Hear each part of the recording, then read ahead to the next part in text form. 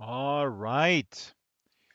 Welcome to the Second Life Book Club. My name is Draxtor Dupre, and today is a free for all, meaning no guests, but a lot of guests. No single one guest, but a lot of guests. I'm zooming back the camera, and let's see if there's people who still read, or if people are just addicted to infinite jest and constant audiovisual zoning out in front of it.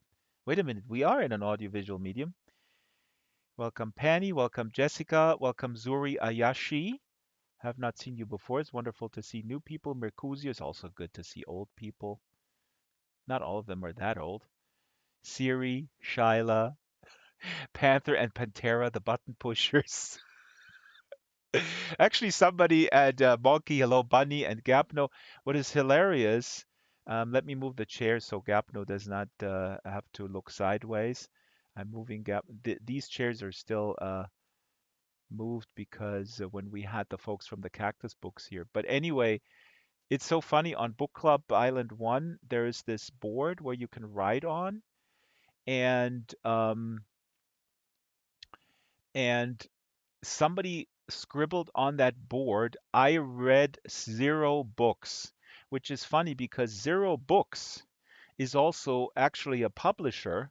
I'm sure the person meant that, provocatively to provoke me, that they don't read.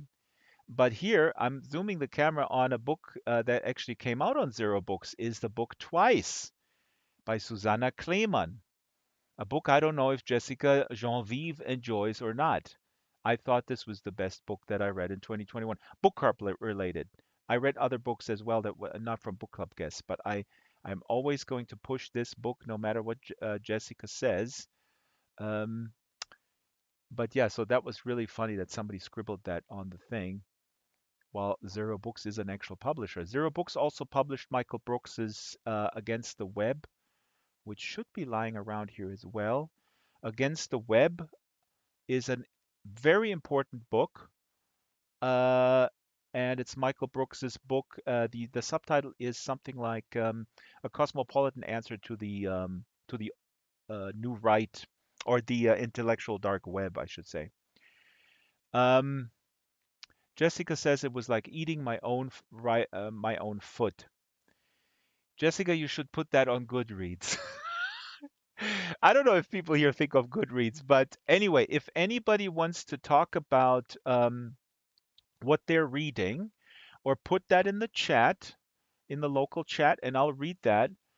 Put up what you're reading right now, and then also, how are you enjoying it, or maybe like a couple of sentences.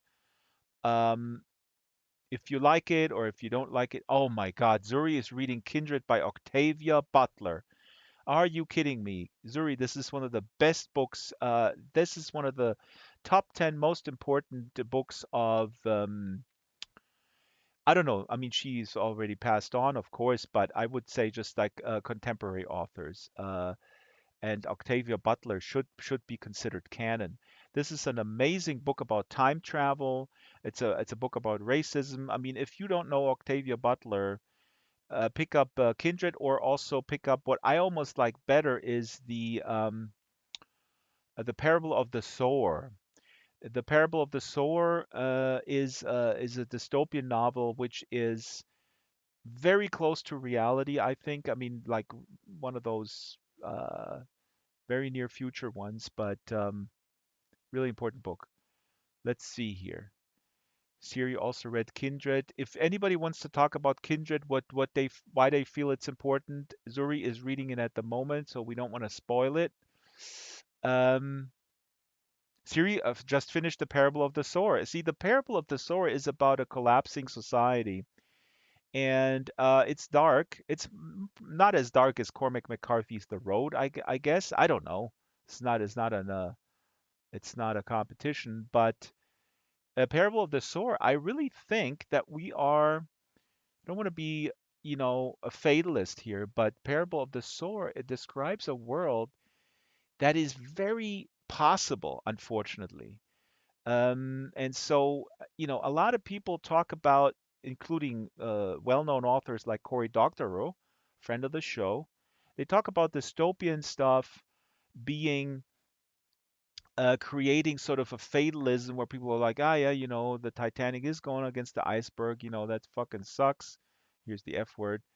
Uh, so we might as well party, or, it's a certain sort of like dystopian porn, I guess. I don't know if that's a term, but I heard Cory Doctorow talk about that this is becoming problematic with the prevalence of dystopia. But I do believe that the way Octavia Butler puts this together in Parable of the Sower, it's a warning shot that is still valid, and it's not like uh, a fatalist approach, or I don't think it should be seen as such, and I don't think it functions as such when you read it. It's shocking, and I think it's activating. So this is, I guess, what I'm saying is, are these things activating or are they paralyzing, right? Is literature activating or paralyzing? And I can see that when people just sort of consume nonstop, sort of like the generic dystopian stuff. I mean, it's a popular genre, then I do think it does very little. But obviously, Octavia Butler is a notch above the crowd that you find at the airport bookstore. Here I go again, dissing airport bookstore. Christopher Paolini. That's great that you mentioned Christopher Paolini, Aragon Books. Christopher Paolini started writing at a very early age, right? He published his first book when he was 13 or something like that, if I remember correctly. I'm going to approach Mr. Paolini to come on this show. I hope that he'll come. That'd be awesome. I'm looking through the other people. What were people saying here? Jessica says, I always think of dystopia as a word to describe losing the soap in the bath. Oh my God, that's a good one. Zuri says, it's funny this motto was "Make America Great Again." Oh, the president is like our last one, the one shall not be named. Oh yes. Uh, right. Let's not talk about the one who shall not be named, because then I get off a tangent that I find it problematic that people still think he's an aberration while he is or he was a complete logical step when you look at the trajectory. But that's a different subject. It reminds me of my history teacher in 11th grade, where we read an amazing book called Liberalism and Fascism, and how economic liberalism leads to fascism. Anyway, what else do we have? Dystopia can be a warning, but it can make people lose hope and get paralyzed if they think it's inevitable. Exactly. This was Cory Doctorow's point. He wrote a post about this, or an article, I don't remember, but a lot of other people, Kim Stanley Robinson as well.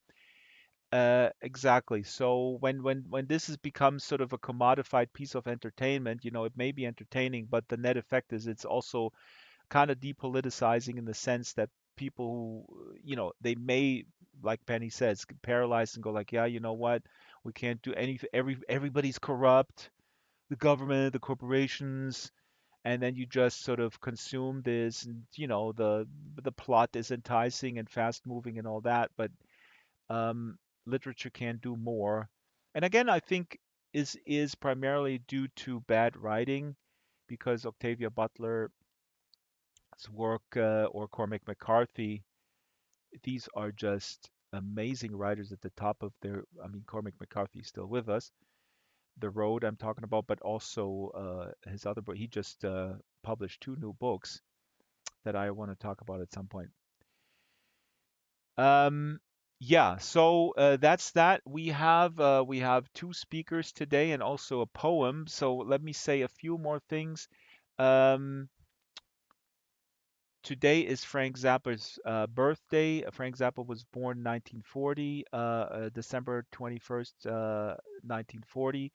He, of course, passed away in 1993 at an incredibly early age. I'm a huge Frank Zappa fan. Frank Zappa is a huge influence on me to this day.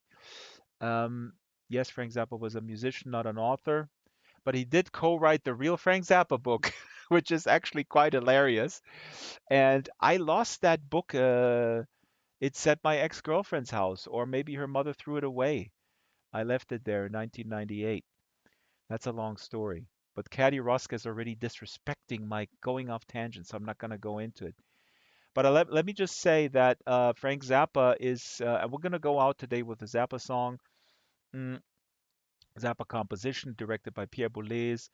Frank Zappa is, what is amazing about Zappa is that he is now, I think, really regarded as an important composer alongside other American composers of the 20th century or worldwide for that matter.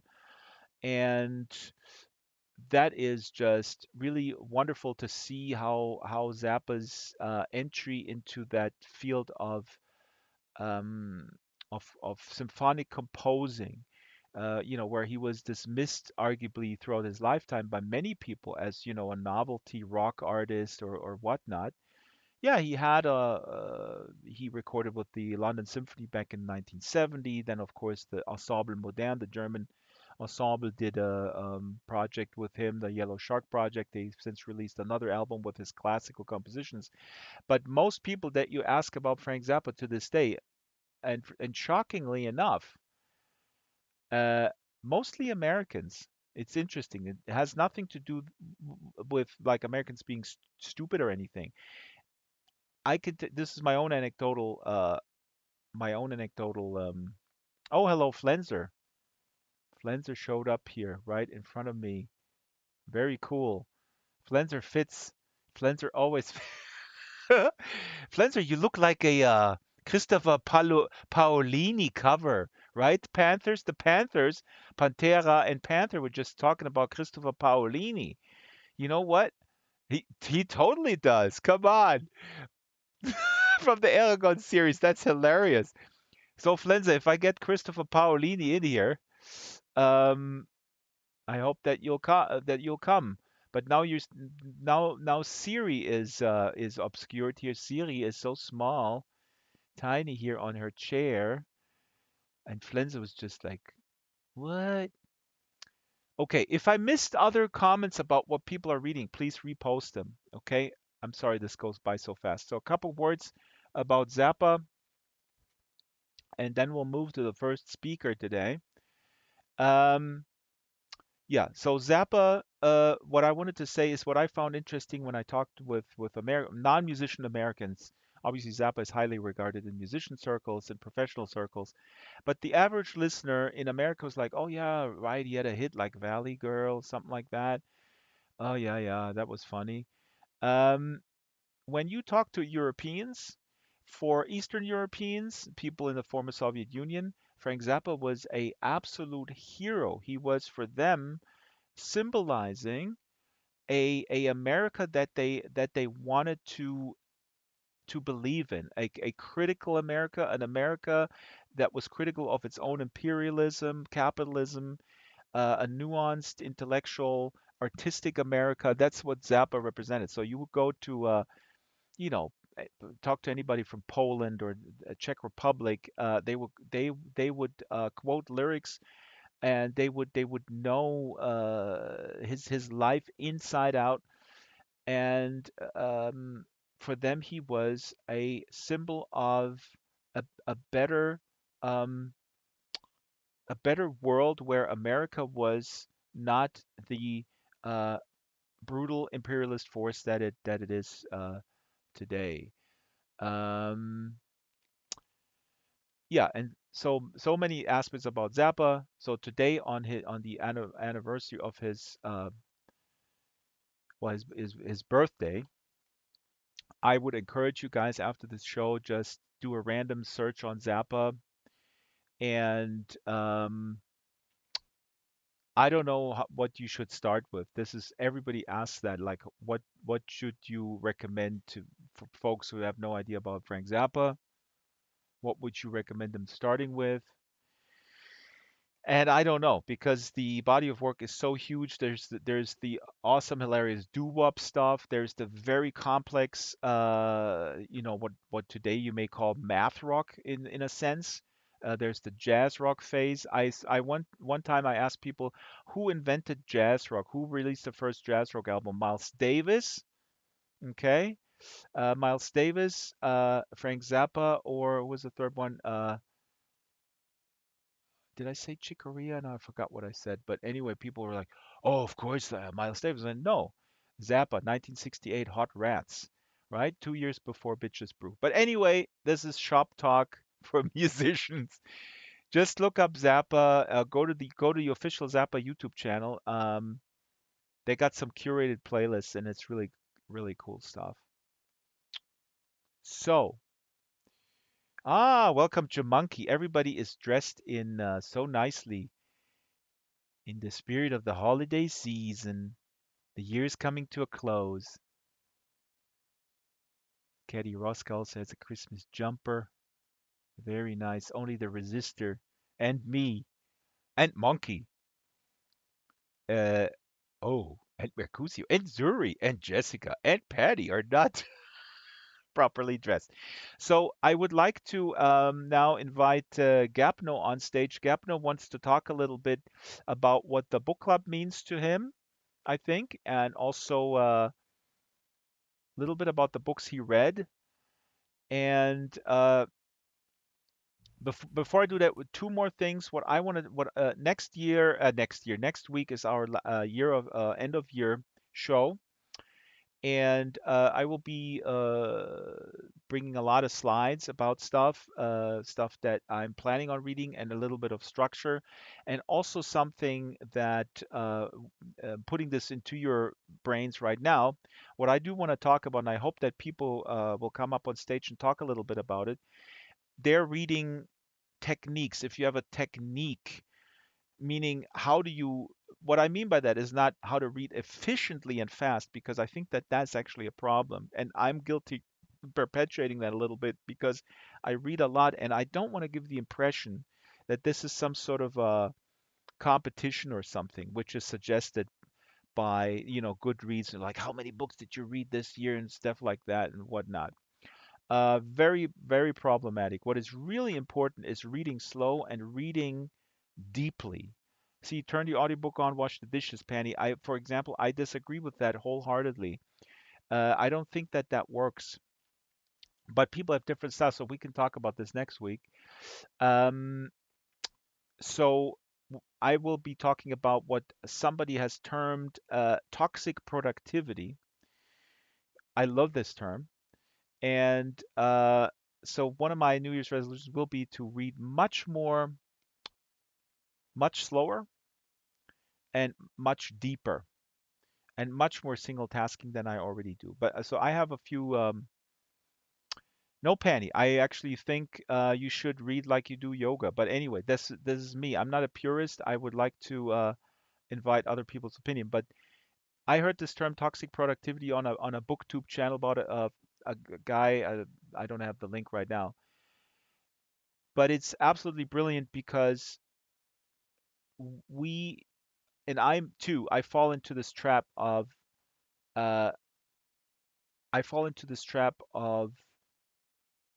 reading, or not using, but applying these same economic parameters that neoliberalism imposes on us to my reading at times. and it does, it's just impossible, frankly, to even do a repetitive task. This is just me. Try to read a book like Manufacturing Consent by Noam Chomsky and Edward S. Herman, something as complex as that, or even something simple, a good tale of sci-fi or whatever, and then do something at the same time, even if it's a repetitive task like washing the dishes. You will you're cheating yourself. You're losing something that would nourish you uh, more. It's not saying, I'm not saying you're doing something wrong, but you're losing something. So anyway, Gapno, I'm gonna go out of here. Gapno, please enter the stage. I'm gonna sit over Okay. here. So here's Gapno. Introduce yourself Hi and talk. everyone. Yes, go ahead. Yes. And by the way, Drax, I have watched this Frank Zappa documentary that you recommended us to watch, and it was very interesting because I didn't have any relation to him before. Ah, oh, yeah, yeah, that is. But wait a minute. From which country are you from? I'm from Sweden. Oh, from Sweden. Okay. For some reason, I thought you're Mm. from the Netherlands. I don't know why, because in the Oh, Netherlands okay. also Zappa is like I don't know. For some reason, he's like the god over there. But Yeah. he's very big among musicians, and I'm not. I don't really have any relation to music in that way, so Yeah, yeah, but it that's was a why I good said introduction. absolutely. And so there's different people, but even non-musicians I think would enjoy him on many levels. Not only the music, but also the political commentary and the sociological commentary. It's just it's amazing. But enough about Zappa. Oh wait, Caddy says something. Let me Yeah, read that, and then you have the floor. I promise. Caddy says my ears are taking in the audiobook. My eyes and hands are doing something mindless, and the coloring, doodling sometimes reflects the book. That I do. I like that idea of what Caddy is saying. That an audiobook combining with sort of free association, creating something, doodling, or maybe even pottery or something like that. That is. I think there's some research on that as well that is very beneficial. Okay, Gapno, what do you want to talk about? Well, actually, I just want to say thank you for organizing this book club and for having done so for so long, both you, Drax, and everyone who is involved, because I think that I found this book club shortly after it started, and I've been coming in sometimes over the years, but I wasn't such a big reader. I think the first book I read from the book club was Cortia Newland, A River Called Time, Oh, which is just amazing and which connects to Second Life so well because it is about different layers of reality. And I got really caught up in that book. So that was the first book that I read because of this book club, and that was quite amazing. But then I had some health issues. For example, I had a concussion that made it so that I could not look at screens for half a year approximately. That's why I was not here for a while. And oh, then I had some other private issues also. But then when I came back, I really appreciated the recommendations that you gave. I live in Germany now and I read in German. And the first book that you recommended that was not by an author who was in the book club was Marlene Haushofer, Die Wand, yes, or The unbelievable. Yeah. Wall in English. An amazing book, a novel from the 60s, I think, Yep. and it has this supernatural theme, but at the same time it is quite a low key but suspenseful.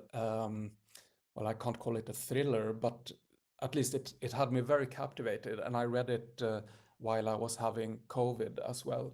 So I wanted to thank you for that recommendation. And then I realized that the Second Life Book Club is a lot about science fiction or speculative fiction. At least it feels like that. And I read a lot of that when I was 20, but I hadn't read so much after that. So I started to buy Philip K. Dick and Mm. my first Asimov. I started to read the Foundation series. And by Philip K. Dick, I read The Three Stigmata of Palmer Eldritch, Mm. which, Yes, I love it. yes, it actually reminds of Cortia Newland's book because it's Yep. also about these different realities, and you're not really sure which reality you are in after a while. It's like David Cronenberg's film Existence, Hmm. where you're not sure when you're in the game and when you're not. So I like them a lot, and I think that both Philip K. Dick and Isaac Asimov, it's so fun to read their books because they are set in outer space often, but at the same time they are written in the 1950s. So all the characters, mostly men, they smoke and they are traveling salesmen, and they act just like I imagine they would act in the 1950s in the USA. So that's Hmm. just a reflection. But then Udrax and some other participants as well recommended Michael Ende's book, The Never-Ending Story, Hmm. Die unendliche Geschichte, That to me is like which Second I, Life. I mean, this is a yes, this is a book about Second Life essentially, in a way. it is a book about Second Life, and I read it only last month, and due to some private issues, I was back with my family, and I was not having such a good time, but I was having a good time when I read this book. And so the theme of transcendence and transcending worlds, bridging the gap between worlds, that is so fascinating to me and so captivating and so chilling in a way. So I would say that this is almost my favorite book of all times now. Of course, I read it very recently, and yes, of course, I watched the film like all of us have probably, but I didn't remember anything from it. Now I have rewatched it. I actually thought, unlike you, Drax, that it was okay for a Hollywood Yeah. movie. I think actually I'm gonna take back. Sometimes I'm too provocative with this. And I admit I want to provoke a little bit when I say this is the shittiest movie of all time because of how dare you? I just want to kind of draw people out a little bit and then maybe I say, well, you know what? But you're right, Gabno, because at the time it was. I don't know. I don't want to get off a tangent with this movie. The Neverending Story is an okay movie, but the book is just it's actually the you know what it is the relationship of the movie and the book is the relationship of a nice private sim in Second Life versus the entire grid. Maybe like that. I Yeah, don't know. yeah, something like that. And so the movie only covers part of the book, but that's a good choice, I think, for that movie. And I haven't seen the rest of the movies that were made about Oh, from the they book. they are complete, but they are real I mean, I can say that they are total Okay. garbage because they were just money makers. They have nothing to do this. They have nothing to do with the book, and Michael Ende was, I mean, understandably, he was disappointed with the movie. There are some interviews from back in the day. Um, but yeah, you're right. I mean, it covers the issue of uh the fact that we will lose our humanity if we lose our imagination. Those the big themes are in the movie. So yeah. Mhm. Yeah, so it is a book about imagination, but also about friendship and love as two Hmm. side themes to the bigger theme of imagination. And I also thought about, since Tom Bullstorff did research in Second Life, he focused on this idea of techne, of building, and Hmm. I thought that was a theme in the Never-Ending Oh Story yeah, as yeah, well. you're right. This Yes. theme of creating. Yeah. Yep. Yep.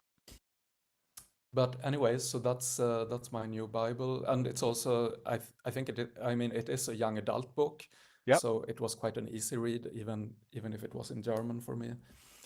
But yeah, That's so cool that's that you're everything I reading wanted in to German. say. See, this is actually good. So if people have a little bit, if you want to read in a different language, German is not the easiest language, but if you want to, maybe start with some young adult. It's interesting. Michael Ende was, at the time, he was criticized generally. Michael Ende was criticized because this is really interesting because he was writing stuff for young people that were basically fantastical. So the critique was that, oh, he's distracting young people from the real world. That was an actual Right. criticism. Can you imagine? This is so absurd. Um, Yeah. yeah. I'm sorry. I don't want to Yeah. So interrupt you. passé. Anything else? I'm finished. Okay. And so basically, I just wanted to say that the Second Life Book Club has meant a lot to me, and it has opened my eyes to new literature. So thank you for that. Thank you so much, Gabno. This is really awesome that you say that. This feels so good because sometimes when I'm frustrated about the logistics and the kind of stuff that technical issues or whatnot, I hold on, my stream is all messed up because Windows is a joy. Hold on, I gotta resize my window here. Jesus, what's happening? There we go. Um, this feels really good because I do get frustrated with herding cats sometimes, and then some of the technical issues, and then I realize, you know what? Why am I doing this? I am doing this uh, to entice people or to kind of what am I selling here? I'm selling the idea that reading for pleasure is a powerful thing that will make you feel more connected and feel better about yourself and the world, and it's very nourishing. And so this is the hidden agenda. And if we have a good time here in the world with however many people show up, that's a win. Then we win, and sometimes I get obsessed about like, oh, the stream doesn't look good, and say, you know what, who cares? Or uh, yeah, and then obviously I get upset when the author is not prepared. But when the author shows up and we have a good discussion and we touch on something and it connects with people, then we win. And Gapno has expressed this, and obviously it does, and that's awesome. It connected with him and it brought him back to reading. And see, Jessica even liked the recommendations, not like Jessica. She hates all my recommendations. Um, that's okay. So I want to ask Gapno two questions. Well, first of all, my response to it's interesting. You said it seems speculative fiction is the focus. That's a good observation. It is not the focus. The booking of the book club is really first come, first serve. I mean, I approach people that I like, then I approach people where I think like, maybe I like that. I'm certainly a big sci-fi fan, but I am not exclusively. Oh, hello, Kip Yellow Jacket. Here's Santa Claus.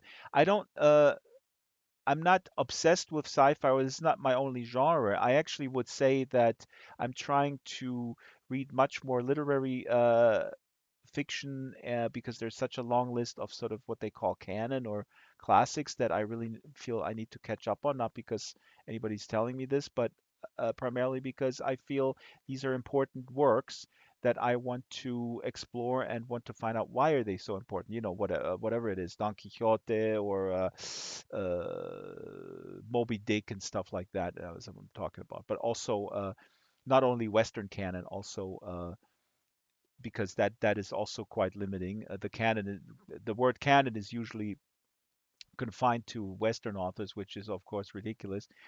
So I'm expanding that. But so since Gapno said that the emphasis is on speculative fiction or sci-fi, I'm going to be more conscious of actually counter programming that. Um, which I'm trying to do with It bringing. was my feeling, at least. Yeah, no, no, this is a great observation. This is sometimes I feel like, oh, and Strawberry in the beginning said, oh, you have all these Indian authors. How come? And I said, well, in the beginning, I was just writing to every author, and the Indian authors just happened to respond quicker. And I was like, yeah, cool. I love that stuff. Let's book them. And the German authors never respond. Tom Hillenbrand, who I know personally because he lives next door, he was a best-selling German author. He was the only one who agreed. To the others did not even reply or anything. This is an amazing little behind the scenes look. I don't know. I mean, I can speculate why that is, right? Here, Christopher Moore. I have a connection with Christopher Moore via Matt Ruff. So I'm going to ping Matt Ruff to really push at Christopher Moore because he's on the top of the list. So now that the reputation of the book club, I can see that people are talking about it, I think. Also, prominent authors really had a good time, and they so we have a good reputation, which is so interesting in some circles. So we can leverage that to get authors in. So if you have a favorite author that may be extremely famous, please don't ever think like, oh, we're never going to get that author in. Just send me that name and I'll be relentless. Because as the world's greatest philosopher once said, now who's the world's greatest living philosopher, you ask? Well, that's easy. It's Gene Simmons, bassist and singer of the rock band Kiss. The greatest living philosopher, Gene Simmons, once said in an interview with Dan Rather, and that is actually true. He said there is no substitute for relentlessness. I think Penny disputes my assertion that Gene Simmons is the greatest philosopher. Well, that's up to discussion, Patty. Who but speaking of Penny also actually Penny wrote a book, and we want to talk a little bit about his book now.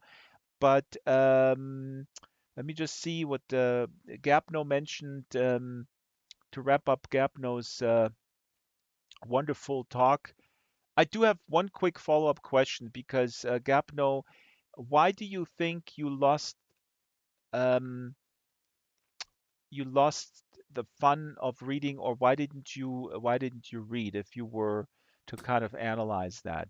Yeah, I read nonfiction because I was a student. Hmm. So I read lots and lots for school simply. So whenever there was anything to read, it was nonfiction and academic books. That was the reason simply. And that comes up often, and that's all, of course inevitable if you pursue a degree in university.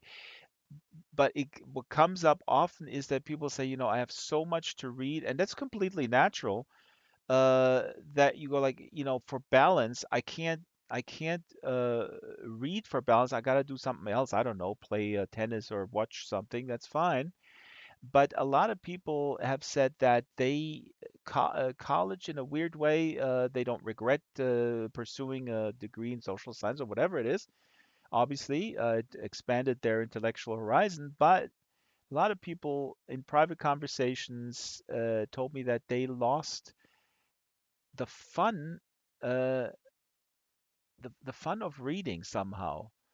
And Mm. I think I mean, I don't have the magic bullet here, but you got to be conscious of it and then maybe just slowly, like Gabno has been doing, very slowly bring yourself back to It's this. ridiculous in a way because reading fiction is so different from reading these academic books. Exactly. It could So actually be a the only thing that balance. is the Hmm. same is that it's text on Yep. paper. Yep. Yeah. No, this is a great point. I would actually say that that's what I would say. I just don't want to come across as too judgmental and elitist, which I usually do. So, so I actually do think it's somewhat weird when somebody says, "Oh, I'm in college and I read so many textbooks. I need to for balance, I need to binge a Netflix series." I don't know if that's balanced necessarily. You're overloading your brain with other stuff. I mean, nothing against binging a show, but I think that argument really doesn't hold, quite frankly. You could still read, because yeah, the medium is the same, but it's completely different structurally and anyway. Monkey is typing. I know she's gonna disagree with me. Please do. No, now we want to talk with Panny, or Panny wants to talk to us, and I want to hear it, and you too, including Santa. So I'm gonna stand up, and Panny can come on the stage and maybe sit on this chair if you like. And here we go. And I'm gonna sit here on Panny's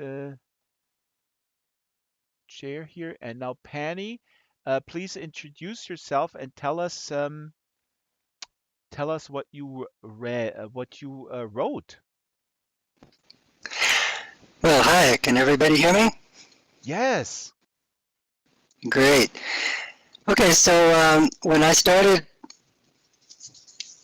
role playing in Second Life, of course, being a geek, the first thing I did was to look for a book on it, to read up on it, and there was none. So as I gained experience and attended classes and spoke to expert role players about it, I started compiling ideas, and it ended up as a book. So that's the origin of the book. I didn't want it just to be a do this, don't do that book. I wanted it to be more of an exploration. So I wrote it as something called narrative nonfiction. So it's a One second, story. Panny. Sorry to jump in here because this is my fault here. I did not introduce your book. Penny Oh, wrote okay. a book here, and it's on the camera right now. Penny wrote a book called "Learning to Role Play in Virtual Worlds," and that's what you were saying. There was no book on how to role play in virtual worlds. I actually wrote the Exactly. I wrote the forward by Draxtor Dupre. You did. Thank you very much. Also, as you know, Patty, I'm extremely qualified because I also have absolutely no idea how to do it. And the funniest thing was, and I don't know if this happened before I wrote the forward or afterwards, but I did an episode about Love Made in SL, which is not published yet, and I interviewed the couple, and the woman said, "Yeah, we were role playing." And he was so bad at role playing, and I'm going like, "Oh my God, I can't date this guy. He's so bad." So this really ties in with your book. So I'm gonna send them this book, maybe. I mean, they're together now. This was 12 years ago. But now go ahead. So you wanted to find you couldn't find something anything on that subject, and then. So I wrote it. Hmm. If there's no book on it, write it. Absolutely. Basically. Yeah. But Um, why did you want to role play? I mean, why did you were you an expert or a seasoned role player when you came in here?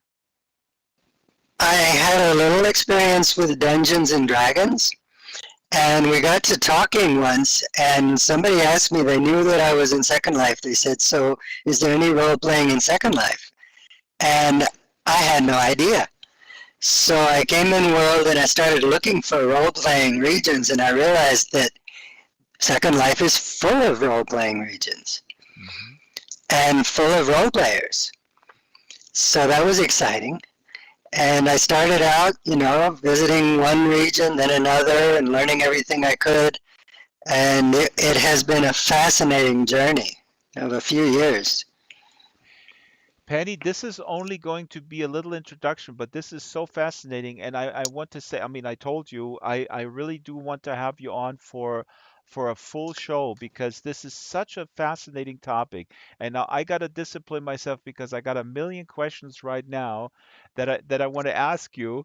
Um, but we will table this for the big show. If people want to ask questions, put them in the chat, and then Penny can pick them up or not.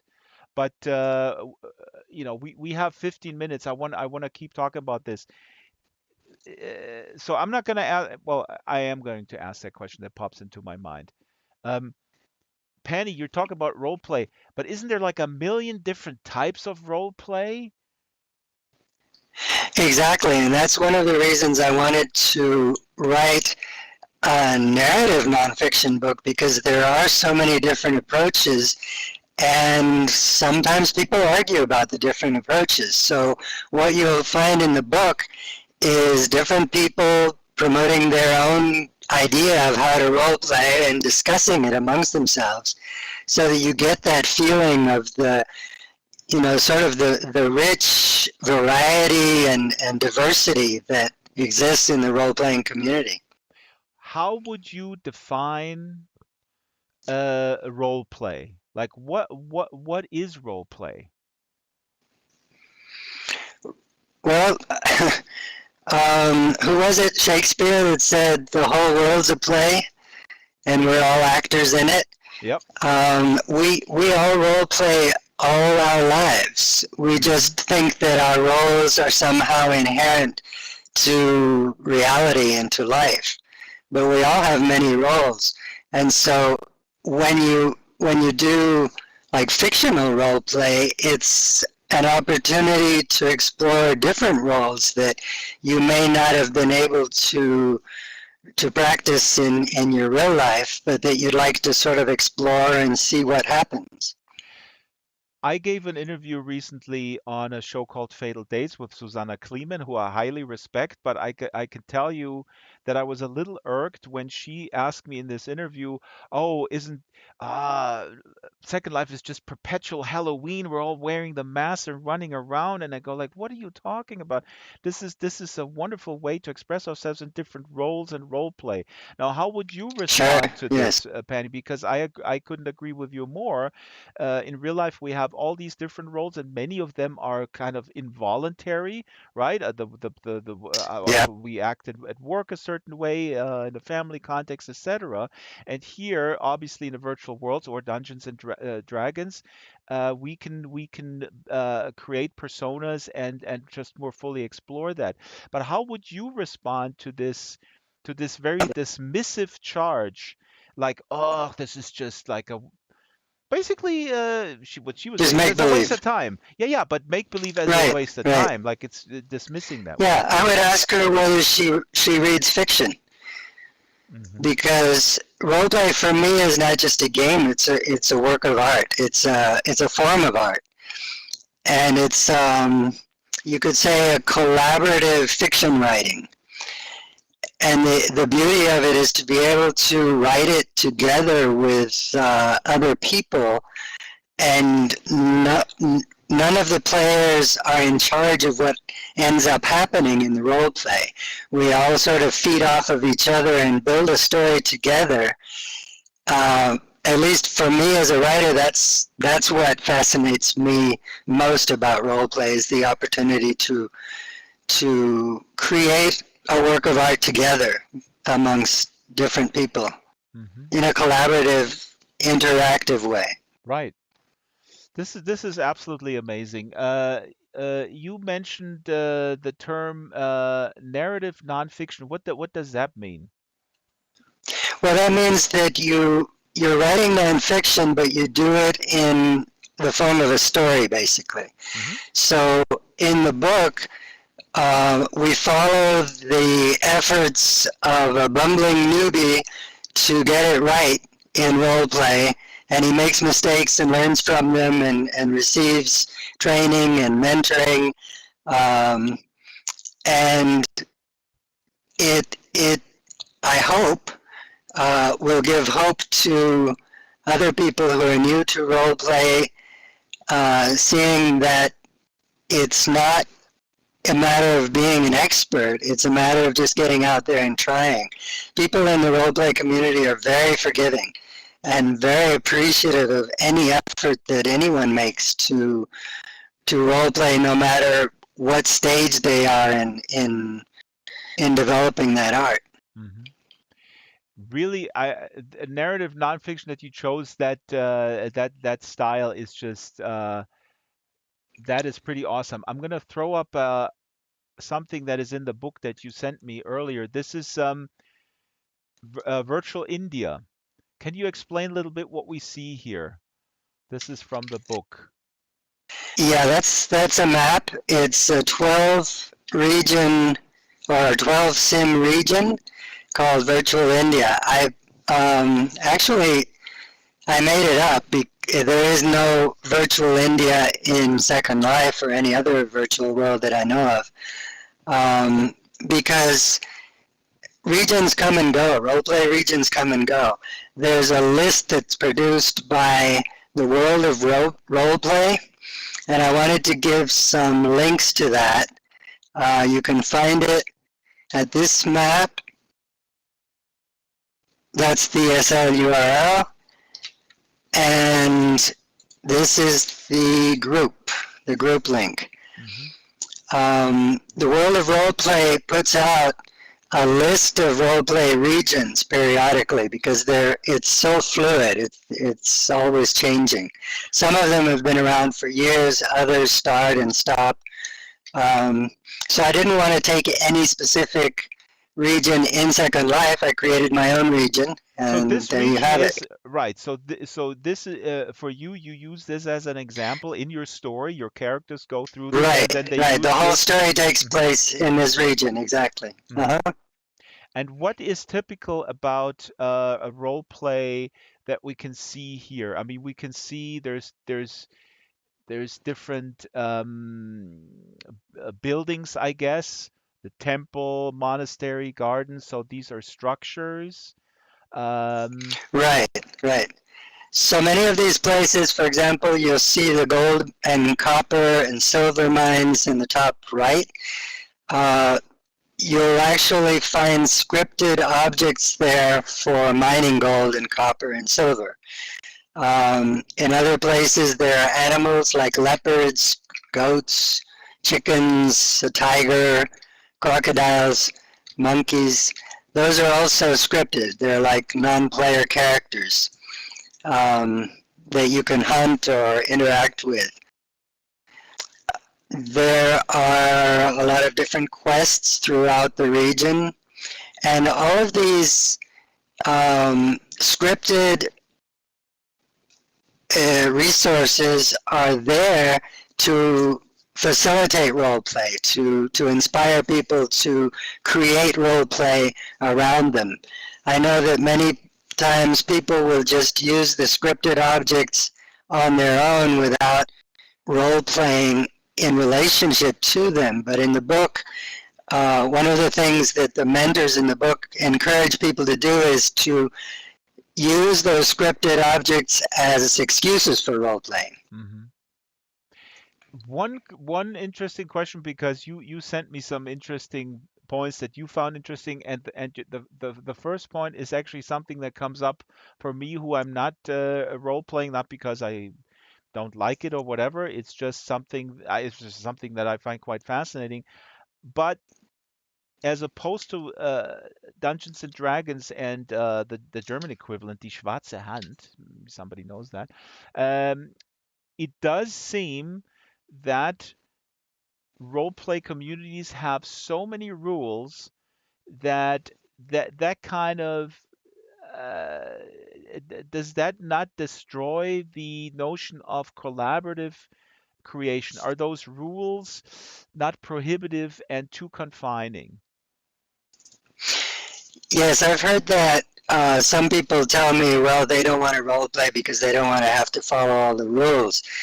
Uh, Aside from any rules that a specific region might have, um, I think that in role play, since it is a form of art, more than rules, what you have is certain agreements or conventions that people have. For example, we agree that we're all going to take turns. Hmm. If people don't take turns, then it becomes well, more than a free for all. It's very difficult to make sense of what's going on.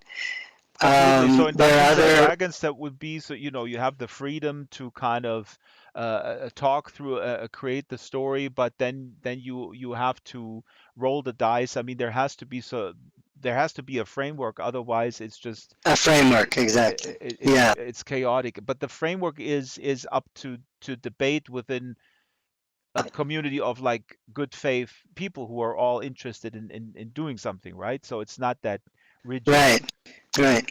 And since it is a collaborative work of art, you do need to have certain ground rules. For Mhm. example, one ground rule that most people agree on is that I can't write what you're going to do. I can write what I do and how I act and how I react to what you do, but I can't say what you do or how you react to what I do.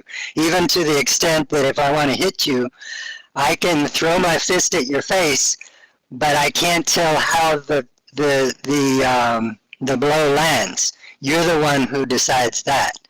Whether it actually hits you or you jerk your head back and I miss, or whether I knock out your teeth or break your nose, that's up to you, not up to me. So that's called power play if I were to do that. So that's a basic sort of rule that we've all sort of agreed on to make it fair for everyone. So more than rules, I think we can talk about conventions, basic agreements. Now, of course, as you say, certain regions do have certain rules. And since the creators of those regions are, they're the masters of those regions, they have the right to set their rules. But they vary widely. For example, in fighting, one region will say you have to write 3 posts before you can shoot someone, Mhm. so that person will be prepared for that. In another region, they say no. People attack you without any warning in real life, so no, why not in role play? So you can actually be attacked with no warning at all in that region. It depends on the owners of each region and how they want to set it up. Caddy said something really interesting about improvisation, and I used to play when I was in college. I had my avant-garde phase, and I was part of an improviser ensemble with a lot of classical musicians, with jazz musicians, musicians from all backgrounds, and we improvised and we improvised freely. So this was not not Hmm. jazz based on a chord progression or something like that, or not even free jazz actually, because some people came from the classical tradition. So this was an amazing project, and this reminds me a little bit of because Caddy was mentioning it's like an improvisational performance. Always say Exactly. yes and Panny, this example Yes, and mhm. I love that. So you are furthering the story progresses by your answer. Somebody throws something out there. I mean, it is cool. I mean, it's yeah, that's amazing. It's Yeah. fascinating. And for me, what excites me most about when I'm in a role play situation is the fact that you don't know what to expect. And a lot of people enjoy creating twists and turns and doing unexpected things, and it can be very lively. It's And a you lot of fun. and you don't even I met these kids through the documentary I made in 2018, and the woman who was profiled, her 2 kids, I asked them, she was in Second Life, and then I asked the kids, they were 15 and 17. I asked them, so what do you think about Second Life virtual worlds? They go like, yeah, nah, we think it's cool, but we're not really doing it. And then I asked them, so what do you guys do? And they said, well, we do a lot of role play. And I say, how do you do role play? You know what they said? They said we do it in Facebook Messenger. And I was like, Oh, that's really? amazing. Oh yeah. So they Yeah. have different personas, and they do, somebody throws something out there, somebody responds within the whatever the persona they have created for this context. And they and it said I thought that it was so fascinating, this young generation where you always assume they need a visual presentation. They rejected that. They did that all in text. Fascinating. That's fascinating. Yeah. I, I've seen that and I've done that a bit. What I like about role playing in Second Life and in virtual worlds in general is that you do have that visual aspect of it. You can create your character visually in 3D. You can make your character whatever age you want, whatever skin color you want, whatever You can give them an accent or do anything you want, but there's a lot of visual, there's a lot of eye candy in Second Life, and for me that just adds to the art because it's fun to build an avatar and to create a character. One thing that I would recommend there is when you create a character, start with your character definition, Hmm. and once you've defined your character very carefully, um, then design your avatar based on that Mm. character definition. Because if you start out, oh, I'm going to make a pretty avatar, and then let's give it a character, it doesn't work the same way. It's not as effective. Wow. So you start with attributes and with a little backstory and why he Right. became the way he became. So like in your case, obviously, Penny, you are role playing you're role playing an American exchange student who is attending a university in a small British town, seaside town. I'm sorry, I'm just For example, yeah. with the shawl and everything, the shoes, sensible shoes, everything. Um, I'm role playing an intellectual who reads and writes a lot.